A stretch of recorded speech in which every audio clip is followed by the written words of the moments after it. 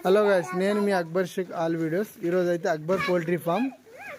ఈరోజు అయితే మనము బ్రూడింగ్ ఏ విధంగా కట్టుకోవాలనేది ఈ వీడియో రూపంలో అయితే నేను తెలియజేస్తాను. ఫస్ట్ ఆఫ్ ఆల్ అయితే నేనైతే మీది సీలింగ్ అయితే ఇట్లా కట్టుకున్నాను కదా. సీలింగ్ కట్టుకున్నాక మళ్ళీ నేను రౌండ్ బ్రూడింగ్ అయితే కొట్టుకున్నాను.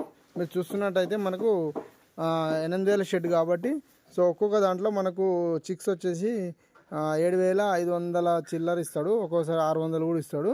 అలా మనము 4 ఇట్లలో క్యాలిక్యులేట్ చేసుకొని మనం పిల్లల్ని అయితే దించుకుంటాము.